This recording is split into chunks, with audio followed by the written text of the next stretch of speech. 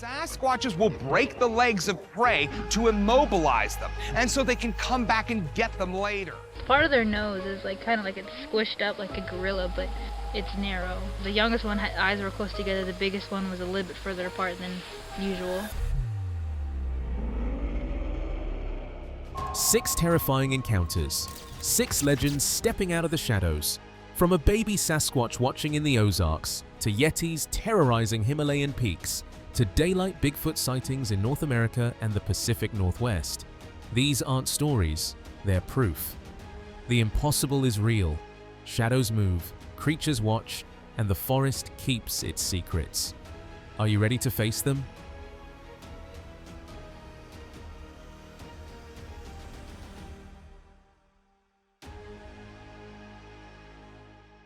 Meet the team from Animal Planet, explorers who go where most people never dare.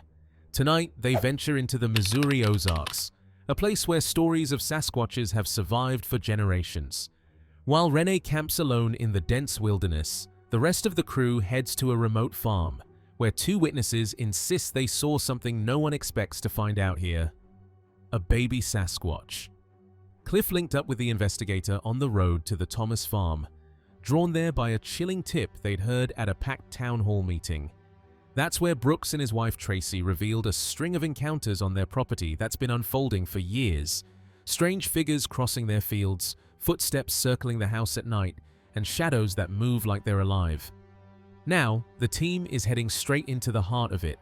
Early spring in the Ozarks, quiet woods, new leaves, and a man out searching for his horse. But when he heard a rustle in the brush and looked up, he didn't see his animal. He saw a figure perched high in a tree, staring down at him. Then it dropped, straight down, landing on 2 feet, its arms stretched overhead before snapping down as it tore into the woods with an inhuman burst of speed. He's certain nothing else on Earth moves like that. Is this it? Yeah. Well, tell us about what happened that night. The leaves were just coming onto the trees. It was really early spring. I was looking for my horse. I heard a rustle in the brush over here. So I stopped and I whistled for my horse. Up in this tree, I saw a figure that was just sitting there, and I'll never forget the way that it dropped. It dropped in a vertical position with 2 feet towards the ground and 2 arms stretched up towards the sky. And its arms, when it Its got to the arms ground, were went down? straight up. Its arms went down as soon as it hit the ground, and it booked right into that brush. There's no possible way it could have been anything else. He recalled how it had landed just a couple of feet from the tree, arms outstretched, then in one fluid motion, it dropped, pivoted, and darted into the underbrush. Even with leaves covering the ground, it slipped through every nook and cranny effortlessly, as if it knew the forest intimately. Compared to Cliff, it barely reached mid-torso, about 3.5 feet tall, small, almost childlike, like a 4-year-old human, yet moving with a speed and precision no ordinary child could ever match. So Brooks, you said when it dropped out of the tree, was it 3.5, 4 foot tall? It's probably, yeah, close to 4 foot. I'd like to get a better gauge of that, but since it was a baby squatch, not a big alpha male, it's more like a Cliff recreation. Sounds like it's time for me to shine. Sure. You said that it landed about 2 feet from the tree, right? Yeah. So arms straight ahead, just drop, Yep. and then turn right away and run. One fluid movement. Did it go through all this stuff? Yeah.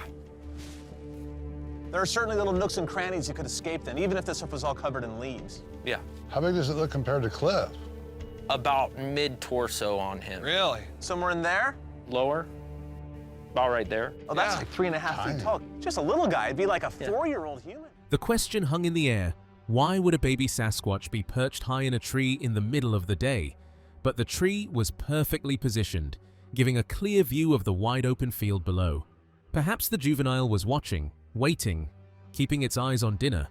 What the team had witnessed was extraordinary, a tiny, almost adorable creature, unlike anything most people ever see, especially in broad daylight.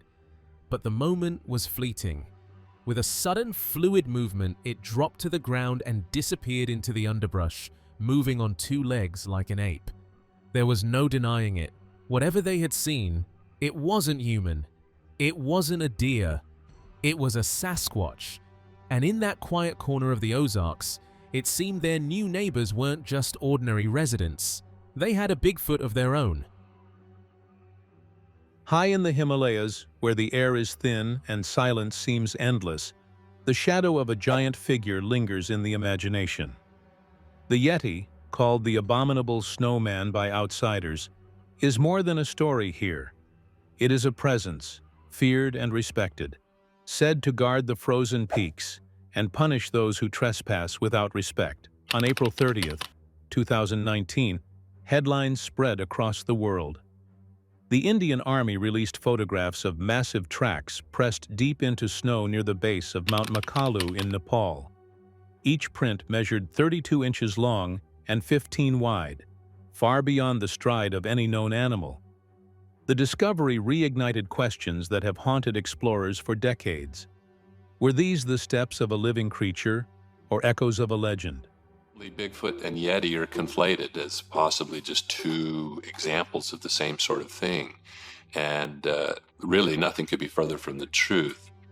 The descriptions of the creatures based on the eyewitness encounters are quite distinct from one another.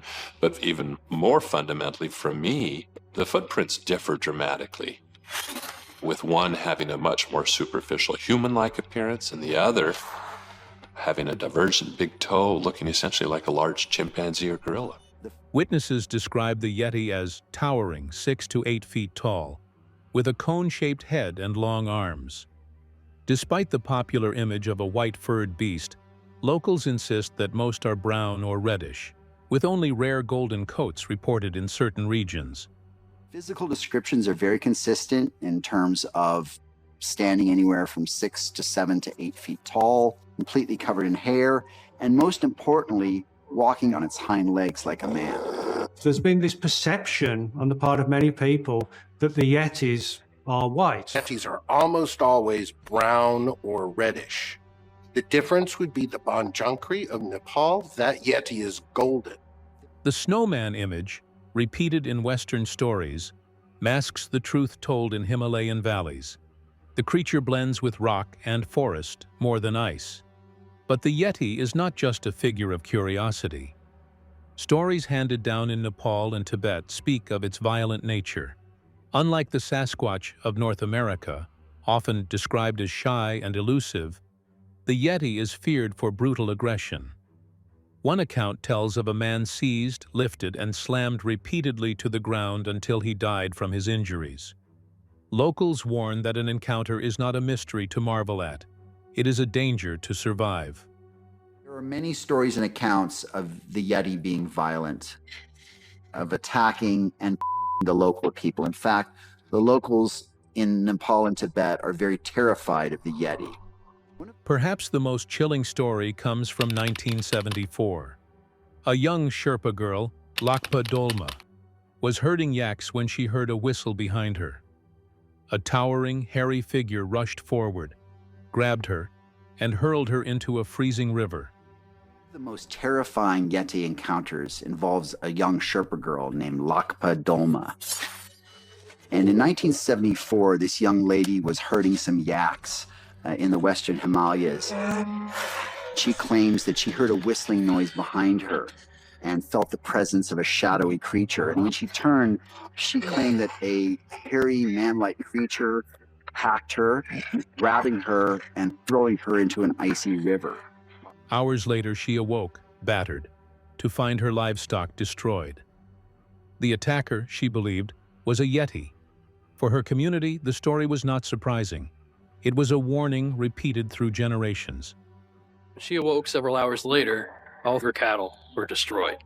She heard something large walking away through the brush. She claimed it was a Yeti. Evidence, too, reaches back further. In 1951, mountaineer Eric Shipton crossed the Menlung Glacier near Everest. At 19,000 feet, he photographed enormous footprints in the snow, each marked with 5 toes, wide and square, nothing like a bear or man. When published, the images sparked worldwide fascination, feeding what became known as Yeti fever. Expeditions surged into the Himalayas, each hoping for a glimpse of the elusive giant. Locals, though, already understood the Yeti differently. To the Sherpa, it is more than animal. It is a spirit of the mountains, a guardian that strikes when respect is broken. To them, its violence is not random. It is justice. And yet one question remains. How could such a massive being survive among barren peaks, above tree lines, where little grows and prey is scarce? Some suggest it descends like a bear, feeding in the valleys before retreating to high ground. Others wonder if it is something entirely unknown, an undiscovered species, adapted to extremes we cannot yet imagine. Even now, sightings are rare, but they continue. Each track in the snow, each scream carried on the wind, renews the same chilling possibility. The Yeti may not be legend at all. Tonight on D-Max UK, we follow the BFRO team leaving the chaos of Kathmandu, a city buzzing with people, noise, and endless streets. Minutes later, they find themselves in the heart of untouched wilderness. From crowded streets to shadowy forests, they're stepping straight into Bigfoot territory, where every rustle and whisper could be more than just the wind. Kathmandu is a hustly, bustly sort of place full of people and pollution and noise and dirt and everything that comes with it. But literally 5 minutes after being in the air, we were out in the woods, man. We were in rural country. Bigfoot habitat, as far as I can tell. Deep in the shadowy heights of the Himalayas, whispers of a Yeti have haunted explorers for decades. When Peter Byrne allegedly smuggled one of its fingers to England in the 1950s, the world thought the impossible had been uncovered, only to find it was human. Even now, the question remains, what secrets do the locals still guard about this legendary creature? Pretty exciting to finally see some physical evidence of what's believed to be a Yeti. The rumor is back in the 1950s, Peter Byrne smuggled one of the fingers to England for testing. But it turned out to be human. I'm curious what the monks have to say about that. Lama Norga, a revered monk known for his deep knowledge of Himalayan legends, has spent decades guarding the secrets of his monastery. He is now ready to reveal one of the most astonishing tales. Many years ago, a local ventured high into a mountain cave to meditate, and there he came face to face with a Yeti. Years later, when he returned, the creature was dead. He took its scalp in hand and brought them to the monastery, where they remain, silent witnesses to a mystery few have ever seen.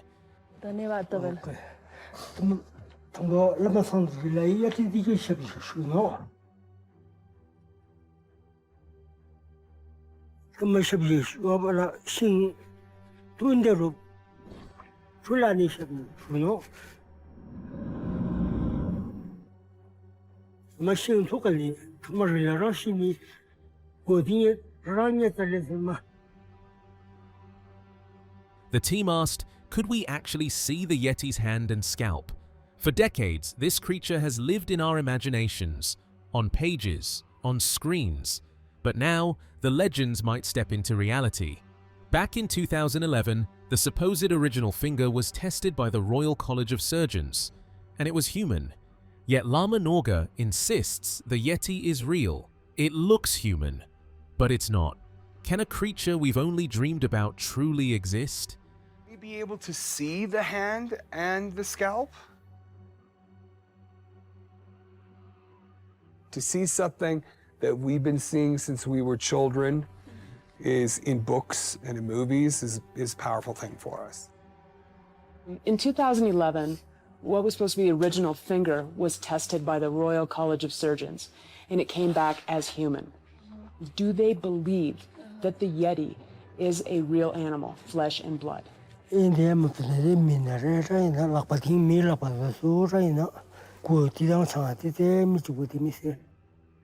We have similar beliefs. When pressed on where the Yeti might be found, Lama Norga leaned in and said, to encounter a Yeti, you must venture to Makula in the Arun Valley, and there it may reveal itself. The team's hearts raced. Could the legendary creature that's haunted stories and imaginations for generations truly exist? And more importantly, are they about to come face to face with it? It's so big. How could that be human? It's not even unanimous that was human hand. There's other anthropologists that look at it and said the phalanges of the three that were never touched much more resemble a gorilla where they're broad and flat than a human. When you look at how small the Nepalese people are, look how big that hand is. There's no question in my mind we're not looking at a human hand here. I mean, I put my hand up next to it, it's twice as big as my hand, and I'm twice as big as almost all the Nepalese people. It's from a Yeti, period. We would like to encounter a Yeti. Where should we look and what should we do? Thank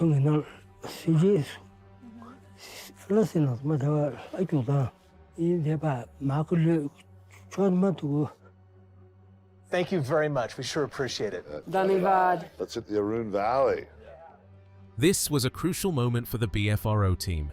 Deep in the foreign lands of Nepal, far from the forests of North America where they knew Bigfoot best. With a translator guiding them, every word from local witnesses could force the team to change their techniques, potentially making the difference between encountering a Yeti or walking away empty-handed. If anyone had ever encountered a Yeti, the question hung in the air like a challenge. Who among them had faced the legendary creature and lived to tell the tale? Every eye turned, every hand hesitated, as the team wondered, could they be standing among those who had glimpsed the impossible? We're here in Pangam, in the heart of the Aran Valley, and we decided to ask for help from some of the local villagers. This will be extremely important for us because we're in foreign lands here in Nepal. We are so much more familiar with the habits and tendencies of Bigfoots in North America. And since we don't speak the language, we've got a translator here to help us. Depending upon what these witnesses say today, we may have to change up our techniques if we want a fighting chance of encountering a Yeti. Namaste. Namaste. यति मध्येमा कसले चाहिँ यति देख्नु भएको छ प्रत्यक्ष?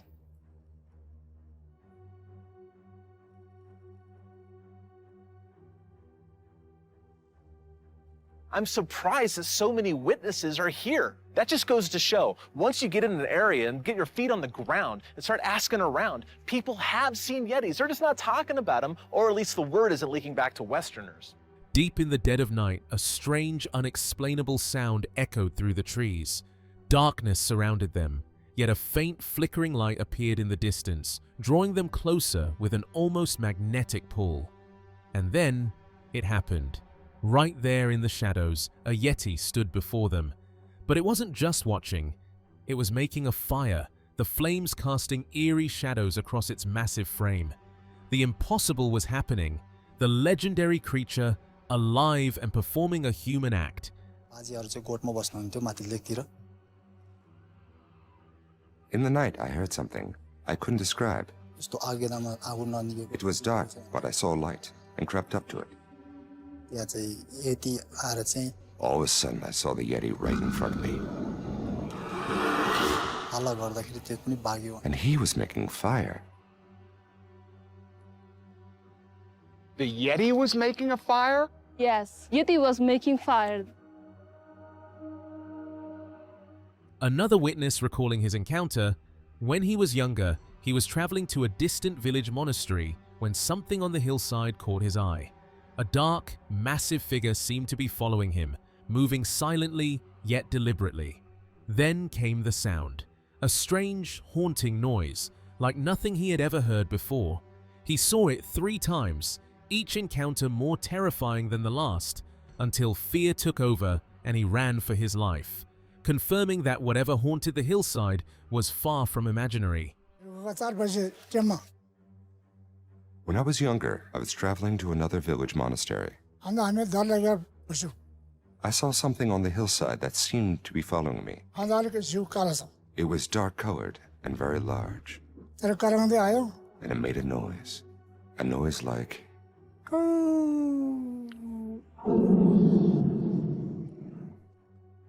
One time.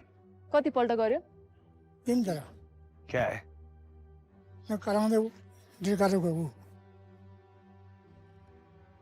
Matt had no doubt they had actually seen a Yeti. Even more chilling, the vocalizations one described matched North American Bigfoot calls, something they couldn't possibly have known. Step by step, every clue was falling into place, and suddenly, the legendary Yeti felt less like myth and more like reality. And somewhere in the shadows of the Arun Valley, the Yeti might still be watching, waiting. In the depths of the forest, Cabin in the Woods uncovers mysteries that blur the line between legend and reality. The forest is eerily silent. Then, Beyond the tree line, two towering figures move with impossible control, vanishing without a sound. Witnesses say what they saw next wasn't natural. Two towering figures seemed to communicate without a sound, and the larger one stepped forward into a rippling veil of light. No flash, no sound, just gone. If moments like this are real, then Bigfoot isn't simply avoiding us. Something far more unnatural is at play. Let me ask you something. What if Bigfoot isn't just hiding? What if it's built to stay hidden in ways that biology alone can't explain? It looked like they were talking to one another, and he's looking at him, and the big one turns and walks into that portal. It was shimmering, and he just disappeared. Like you walk through a curtain, he said he just kind of... Host Robert Maxwell recalls David Paulides, the investigator behind Missing 411, who examines Sasquatch sightings with a detective's eye, separating fact from fiction. Paulides shared a new, chilling case, following a trail few dare to enter. You pay attention. I'm talking, of course, about David Paulides, the guy behind Missing 411, the guy who's interviewed more Sasquatch witnesses than most researchers will meet in their entire lives, the guy who follows the evidence the way a detective does, by eliminating lies, stripping away the noise, and focusing on what can't be explained any other way. And now he's done something new, something he reached out to me personally to share, and something that I'm about to share with all of you. With thousands of cases under his belt at this point, Dave's done what professional investigators do best: follow patterns. Viewers remember Maxwell spotting a massive shape on Vancouver Island and hearing a single strike against a tree echoed by something unseen. These weren't campfire tales. They demanded attention. This isn't guesswork, folks. This is a detective applying real methodology to a question that could honestly rewrite the entire Sasquatch conversation. Now, if you've followed my channel for a while, you're probably already familiar with some of the things that I've seen. The hulking figure watching me from the trees on Vancouver Island. The time I banged on a tree with a stick in the middle of the woods during a rainstorm at night, no one else knew where I was, and something knocked back.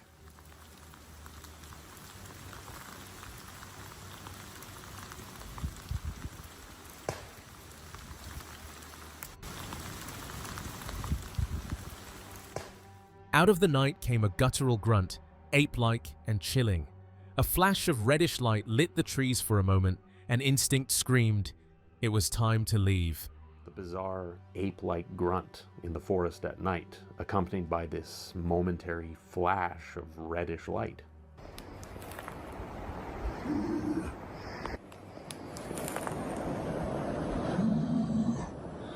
Okay guys, I'm getting out of here. For years, researchers have followed the trail of thousands of footprints, and what they reveal is nothing short of extraordinary. Each one tells a story: a mid-tarsal break, deep dermal ridges, enormous size, and proportions that no human foot could match.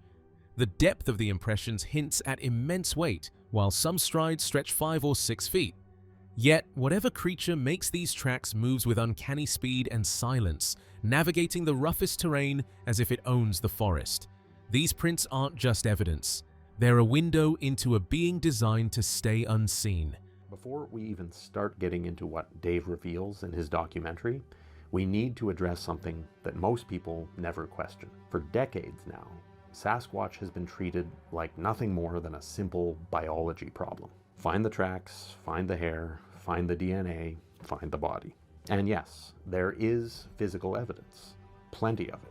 I've covered it many times on this very channel. Is it safe to say that the details in the footprints that we've been discussing absolutely confirm beyond the shadow of a doubt the existence of the Sasquatch species? Yes.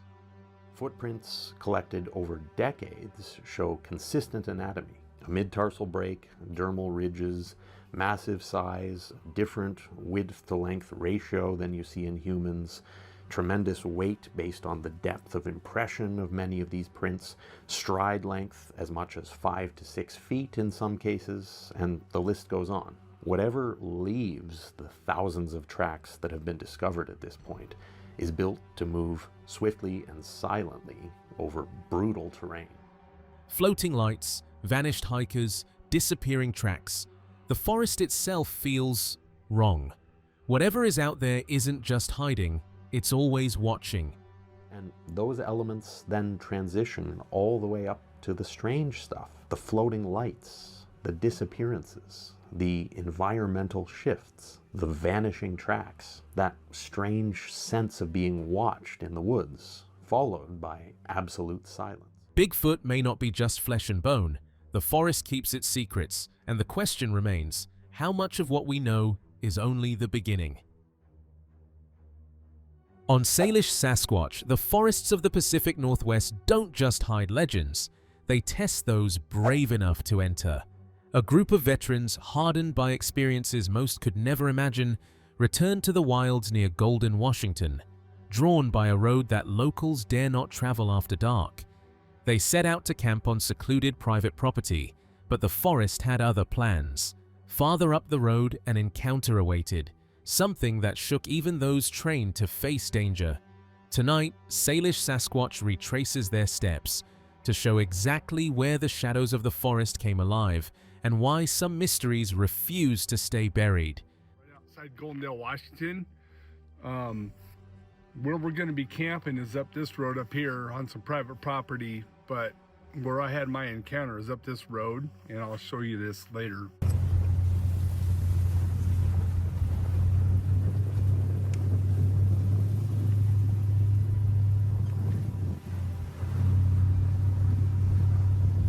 We're on private property. We're going to go up here to the southern edge of the Yakima Indian Reservation. We are half a mile south of where I seen my first two. And we're gonna go there tomorrow morning and we're gonna film that encounter. That's one of my favorite Bigfoot stories. It was in our Bumping Lake documentary, but we're on location, so the story's gonna be a lot better this time. The team pressed Virgil for answers. Where exactly were they going? He led them up the hill, winding deeper into the shadowed forest, another 2 miles from safety, and into the unknown. This wasn't just any hike, it was the exact spot of Virgil's very first sighting, an encounter that had haunted him ever since. Every step closer, the tension grew. The forest seemed to watch, the silence thick with secrets. Tonight, the team would retrace his path, approaching the spot where the impossible once appeared, to see if the shadows would reveal themselves once again. Where are we going, Virgil? We're going to be going up here on top of the hill about another 2 miles or so. This is my first sighting that I ever had, was right here. I'm going to take you to that spot and show it to you.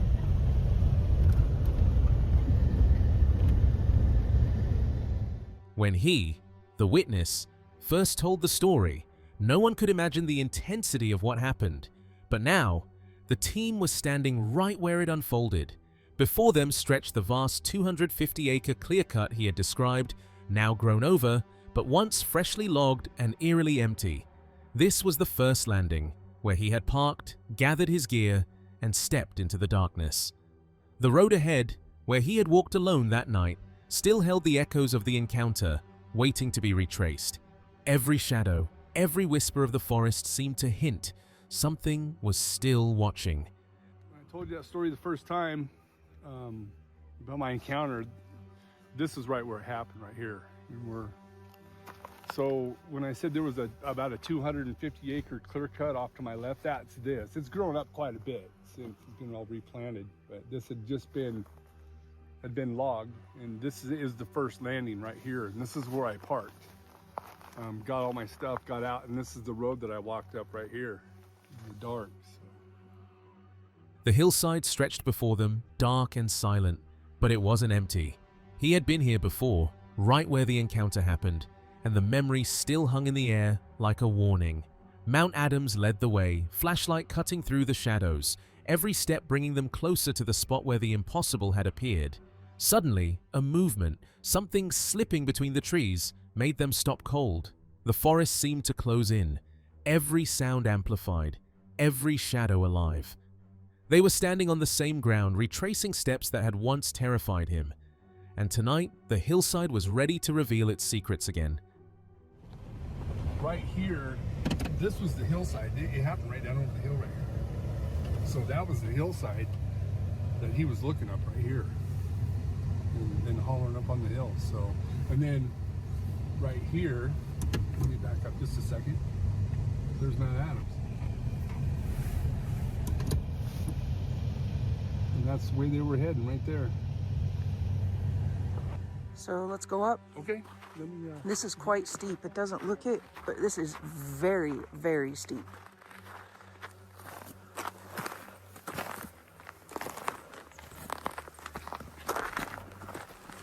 Yeah, this road wasn't even here. This is the skid road, something logging road. This was all, but it was just right over here. That meadow was right here. He thought it was just other hunters at first. Turkey hunting had brought him up this quiet hill, and when he saw movement in the trees, his first instinct was to head down and tell them to leave. No one else was supposed to be here. But then, he noticed something strange. The movement wasn't random. It glided from left to right through the thick scrub, deliberate and eerily silent. He froze, heart racing, as the figure slowly emerged. Short, scrappy, moving effortlessly under the low branches. Then, it reached the edge of the meadow. Only 2 feet from him, it stood upright. The forest seemed to hold its breath.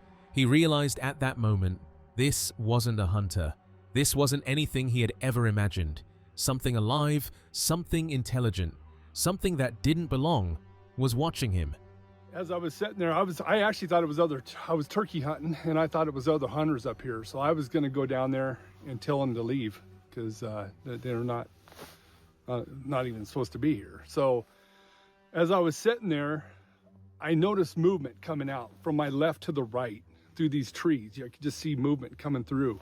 So as I'm sitting there watching, this thing came out and it was low scrub. You can see how it's kind of short, you know, it's kind of scrubby.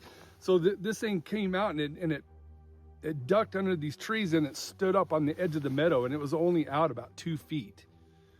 So as I'm looking at it, I thought it was a hunter at first, and then I thought, no, it looks like a guy in a ghillie suit. And I thought, no.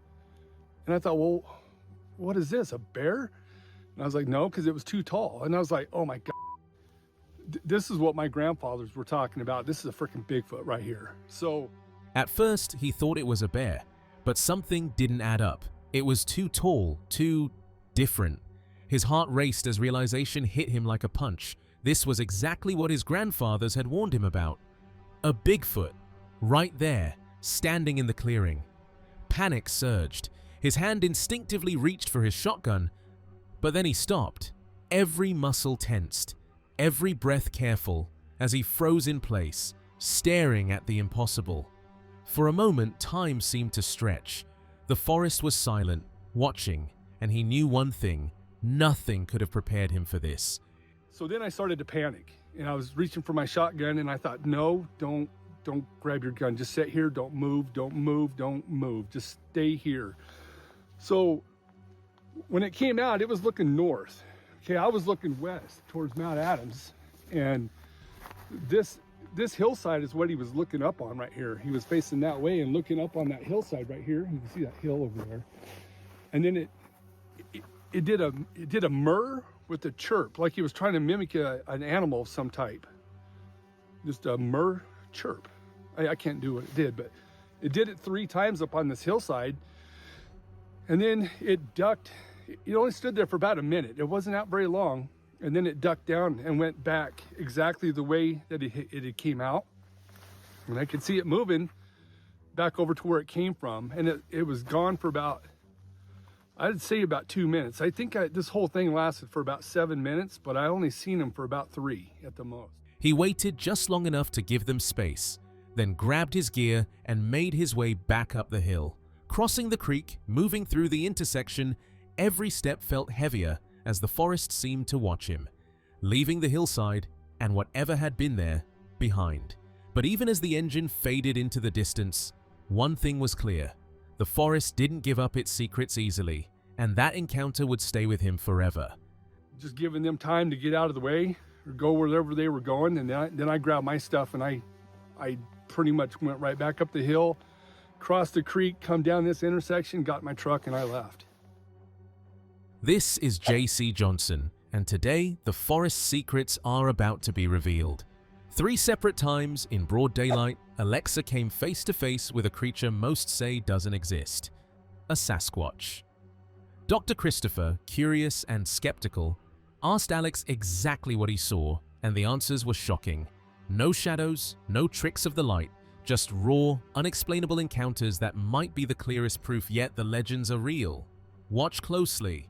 Each sighting is more chilling than the last. Alexa was riding a small Polaris through the woods, letting her dog Zor run ahead. Suddenly, every dog on the hill came charging down, barking and whimpering like something had terrified them. Then she saw it. Something massive, motionless, standing behind a towering tree. Her heart pounded. The dogs froze, then bolted. Zor disappeared. Until Alexa looked ahead. 8 feet away, her dog stood frozen, and behind her, 3 enormous hair-covered figures loomed silently. What had Alexa stumbled into? And could she make it out alive? We have a Polaris, it's like a little electric 4-wheeler that I was driving around, and I was running my dog Zor, and he was running all over the place as usual, and I thought he was in front of me, but then all of a sudden all the dogs came running down from the hill, and then whatever was in front of me was still right there behind the really big tall tree. And I was really shocked because I didn't know what it was. It kept moving, all of a sudden it stopped, and then I kept driving without thinking, and finally the dogs, one of my sister's dogs and my other dog, they just stopped in front of me, and they made me stop the Polaris, and they sat there, they looked, and they started whimpering, and they just ran off. And then I was looking for Zor, and I couldn't find him, and then all of a sudden I looked further up, and there he was, like 8 feet in front of me with these 3. She spoke in whispers about the giants she had seen. The tallest, Rufus, 12 feet or more, a shadow looming impossibly over the forest. The smallest, 8 feet tall, moved with a reddish hue, like the strange hair sometimes clinging to sheds. Between them was another, darker, bridging the gap between ordinary and unimaginable. And the largest, darker than anything else, towering in the daylight like a living shadow. The forest had hidden them for ages, until now they were revealed. How tall was the biggest one, do you think? 12 foot, I Maybe believe, 12 feet? 12 feet or bigger. Yeah, and that would be Rufus. We've got his pictures. What about the the smallest one? The smallest one is a reddish color. He was about how tall? 8 feet. 8 feet. So the smallest one was reddish in color, kind of like the hair found stuck on your shed. Yeah, the hair. And then there was one that was intermediate in color. Yeah, it was like a darkish color. It was sort of like the same color as Like the a biggest 10-foot one, and then the 12-foot or larger one was much darker. Yeah, it was a lot more darker. At first, it looked like a gorilla, but then Alex noticed the human features, impossible to ignore. Its nose, squished like a gorilla's yet structured, was hauntingly familiar. And the eyes. The youngest were close together, almost innocent. The largest, the giant, had eyes set wide, piercing, intelligent, chillingly aware. It wasn't just a beast, it was something in between, blurring the line between man and monster, staring from the shadows, daring anyone to come closer. I wouldn't say it looks like a gorilla, but it has some human features to it. What features would you call human? There's part of their nose is like kind of like it's squished up like a gorilla, but has some type of structure to it. Okay, so it still sticks out, but is it broad or narrow? It's narrow. It's fairly narrow? Yes. Okay. What about their eyes? Were they close together, far apart?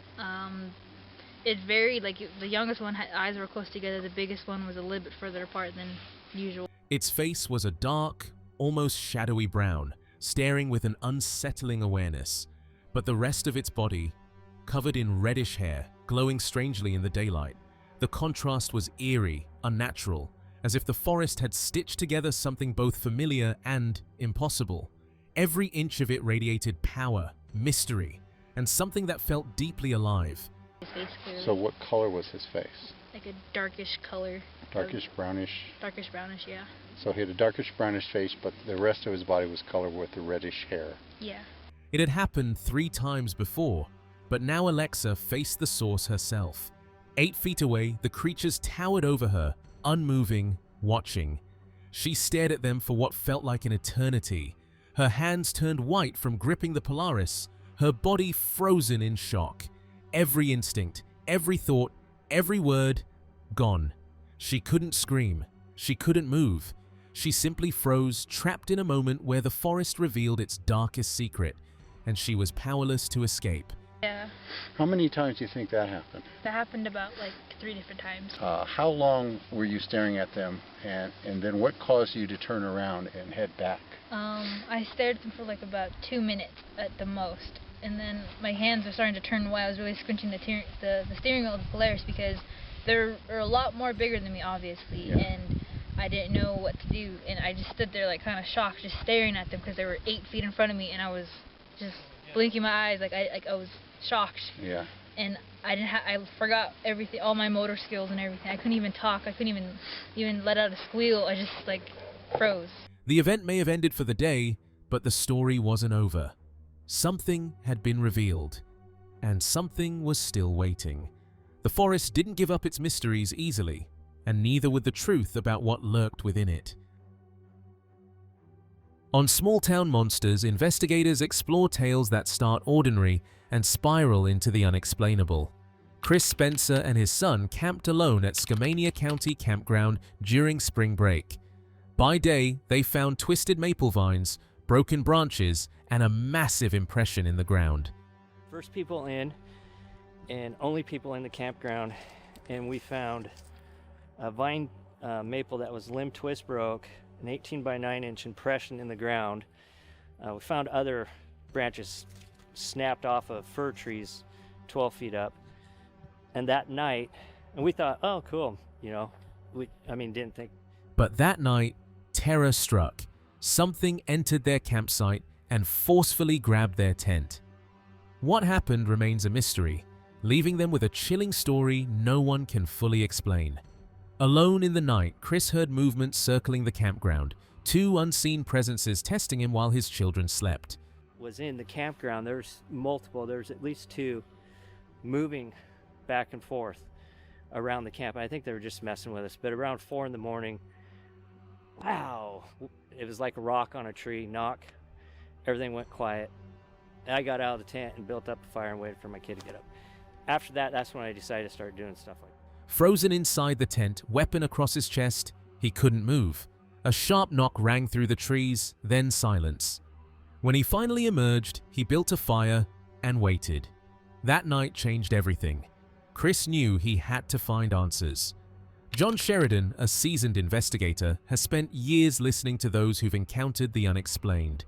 Some describe distant figures, calm and almost harmless, as if the forest itself is watching. It's a difficult question because it depends. You know, I've heard so many different encounters and I've talked to so many different people. There's some things that really stand out that you see. You know, they've seen a figure in the distance, right? Or it seemed friendly, and they didn't seem like it was aggressive or there was any concern. They didn't have any fear. No feeling of dread or anything like that. But then there's some times where they're being pelted with rocks. Others share darker tales. Rocks thrown from nowhere, invisible forces stalking them, or strange disturbances at home.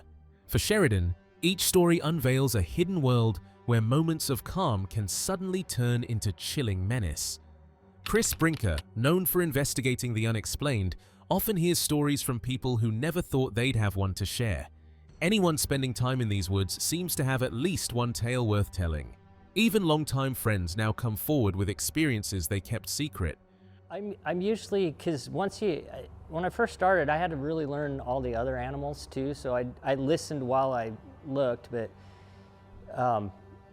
most of the target subject vocalizations, they fall in a certain hertz range, and a lot of times they'll look similar to human vocalizations, and so I look at a narrow hertz range, and when I see something that doesn't match up with the known animals, then I stop and I look at it, because I look at it visually just like David does. And it's something over time. I've been doing it since 2015, it's 2021 now. One recalled parking with a girl, when two glowing red eyes stared from the trees, vanishing as mysteriously as they appeared. I've had multiple friends at work, talk about different situations. It seems like, anybody that spends any time in the woods around here has an experience, at least one that they talk about. People that, you never would have thought, and you mentioned that now that I do the investigating and they know that I do that, some people come forward and be like, oh yeah, I have something that happened to me that I never told anybody about. I had a friend who was out parking with a girl and had two red eyes that he caught staring at him from in the trees that just disappeared, For Brinker, these moments show just how thin the line is between ordinary and the inexplicable. As night fell, Rebecca Slick and her group settled into sleeping bags, chatter fading. Suddenly, a tree crashed down. It wasn't just a simple camping trip anymore. With no wind to explain the fall, Rebecca realized something unnatural might be nearby. Bed, we're all in our sleeping bags, and all of a sudden the chatter of us starting to die down to go to bed is broken by this tree fall.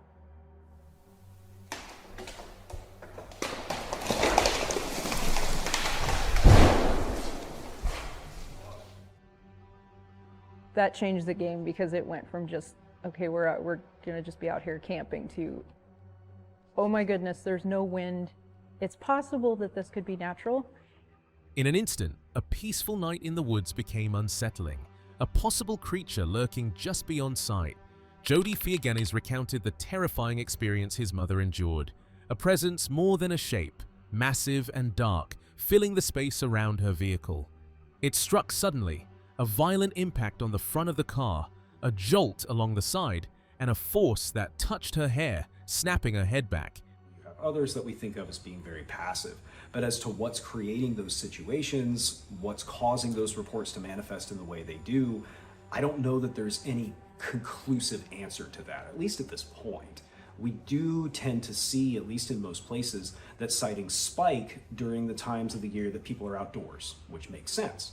But as far as what time of the year, what location, what climate, if that makes them more aggressive, less aggressive, you do hear quite a few stories coming out of Florida, the skunk ape, sometimes Louisiana, the Honey Island area.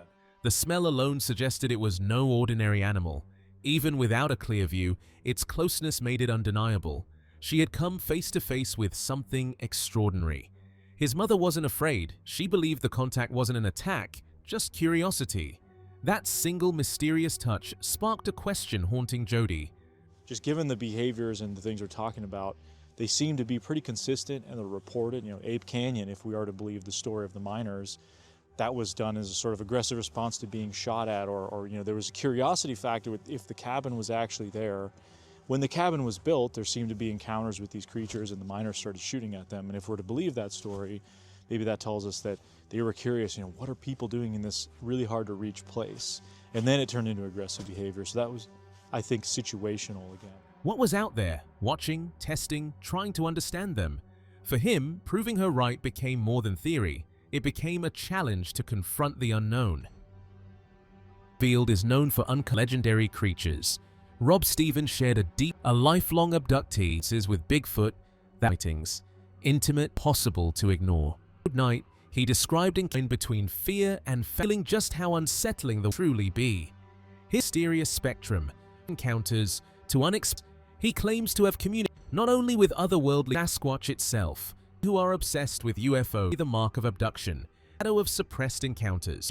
He often uncovers experiences, suggests that nearly 10% have been taken by other. I'm a lifelong abductee, on top of everything else. Yep. It's surprising you have, experiences with Bigfoot too. I have many. That's what kills me. Very close ones too. None of this like, oh, I saw it way out there and it ran. No, mine are very intimate and close. Worldly might not be far. Explain that the process as precise and deliberate in the eyes. According to gray entity would move fixing them with an intent. Consciousness faded. However, he claimed to awake. From that state, he had their eyes open, fully and obedient, moving directed. It was not but control. Sasquatch are not a single uniform in distinct types, have inhabited the earth for ancient indigenous beings as their own. According are multidimensional abilities and vanish. His conviction he's experience a moment into what he describes. Whether they have reality remains an one reinforced by ordinary facts. Everything from Sasquatch to paranormal events. I've actually had telepathy as well with aliens and Sasquatch. A lot of people who are obsessed with UFOs are actually abductees and they don't even know it. That's why I have a tendency to ask them questions, and then a lot of times I'm like, yeah, potentially you have been abducted. So there's some estimates out there that about 10% of the US population's been abducted at some point. It could not be dismissed. According to his account, the Sasquatch entities he pointed to Pennsylvania, an area repeatedly linked to over the years numerous unexplained aerial crime, followed by sighting or, more disturbingly, association with these objects. Pattern was too consistent just immediately that the whites of the luminous. The sight triggered time he had no frame of reference Sasquatch or anything like thing entirely outside mind raced with a single. What was he looking at? Telepathic communications, multidimensional gnotic control of those. One question remained. A tall gray will go straight up right to your forehead with his huge eyes and you black out. However, because I woke up in one of the trances, I could see that everybody else was hypnotized with their eyes open. But they were hypnotized. They weren't doing anything but whatever they were led to do. Experiences. If this just beyond our perception, we think we know. The forest's mountains hold their secrets. Tonight is only keep watching, because all those are alive, the mystery, and the next revelation.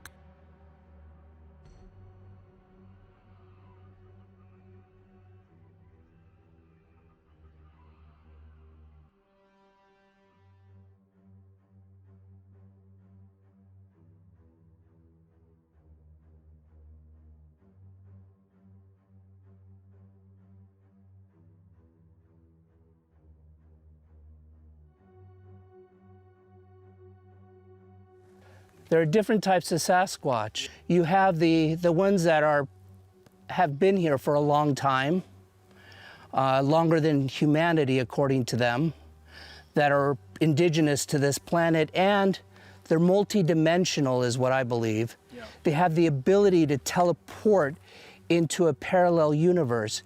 And I know for a fact they exist because one time me and my other half literally entered a multiverse. And I don't know if we ever came back to ours.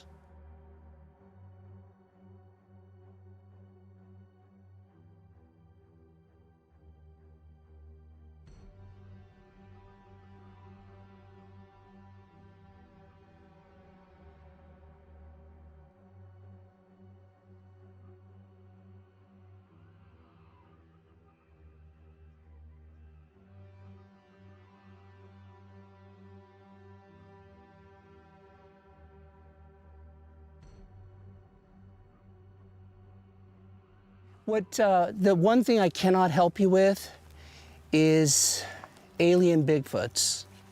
They are real. There are Sasquatches. You'll find them in PA mostly, in Pennsylvania. A lot of sightings of UFOs bringing down Sasquatches or Sasquatches seen on UFOs. That is.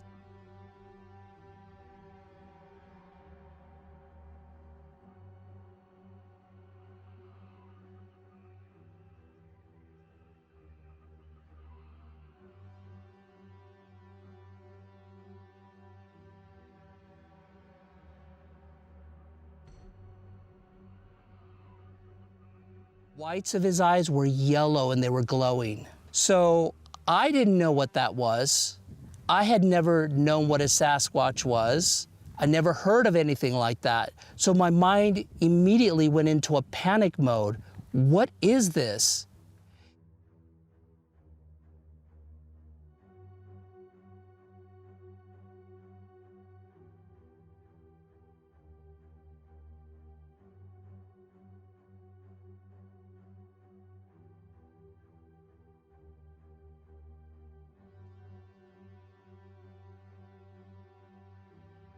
Flash of beauty.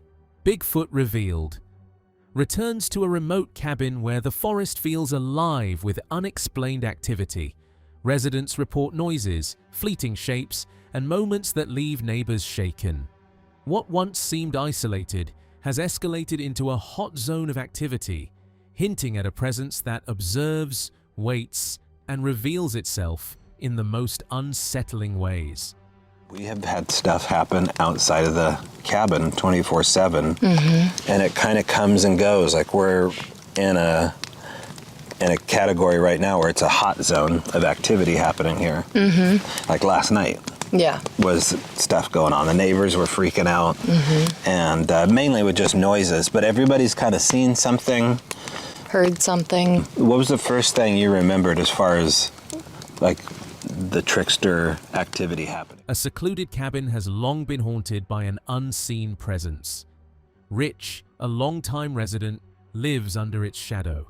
His daughter once glimpsed it, and the family has felt the brush charged with unseen energy. Knocks and objects moving in the night have left them terrified. Though Rich has never seen it himself, he knows something watches and waits in the darkness. History that there's been like a visual sighting by his daughter. They were bluff charged through the brush before they cleared it out in that area down below. That he's heard like knocks and sounds of things like getting hit or smacked or moved, I think, but I don't think he himself had a visual sighting out here. The previous people that lived in the cabin that we're in, which is, you know, other family members, would have the walls smacked by something in the middle of the night that freaked them out. The next day, a small triangular piece of gravel drew attention. At first, it seemed ordinary, but Rich found it again, neatly resting atop a log, strangely cleaned and deliberately placed. The gesture hinted at a presence watching, leaving subtle marks that defy explanation. And then I think it was the next day, I look outside and there's a piece of gravel that's somewhat triangular shaped, but it wasn't, I was like, I remember it being more perfect, and maybe it wasn't as good as I thought it was, and I was about to like throw it. And then Rich found that rock down there sitting on top of a log, and it was cleaned off. It began with small signs. Objects slightly moved, subtle disturbances. But soon, the sounds grew impossible to ignore. Close by, deliberate single knocks echoed against the wood, sharp and distinct, like a heavy bat swinging. Each strike carried unmistakable weight, as if something unseen was announcing its presence with careful precision. And we should say that there is a rock quarry not too far from us, and periodically you got good old boys going down there unloading clips.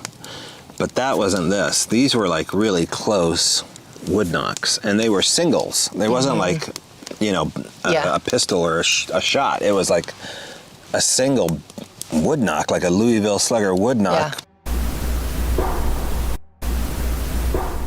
Among the strangest signs was a dark imprint on the rear cabin wall.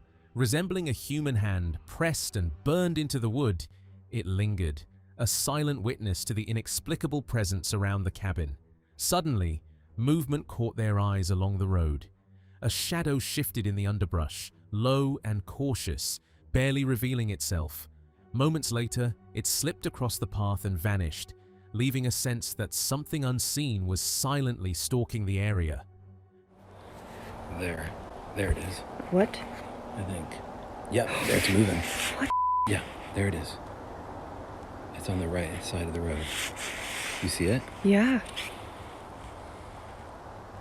It crossed the road, and then remember there's that section where it's like, it's on, crouching behind kind of like the fern, or not the fern, but the bushes on the right side. The final shot. Yeah, I think that happened after, because it crossed, and then you were like, is it still there? And then we saw it. Faint, piercing cries drifted from deep in the thick woods.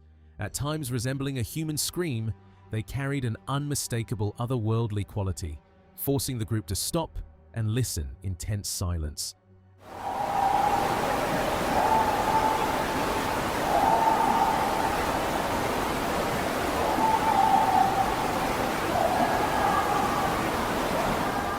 As they edged into the forest, the sound abruptly vanished. 20 minutes of piercing wails had closed in on them, only to disappear as they approached. Peering through the underbrush, all that remained was silence, and a creeping sense that something had intentionally slipped away, just out of reach.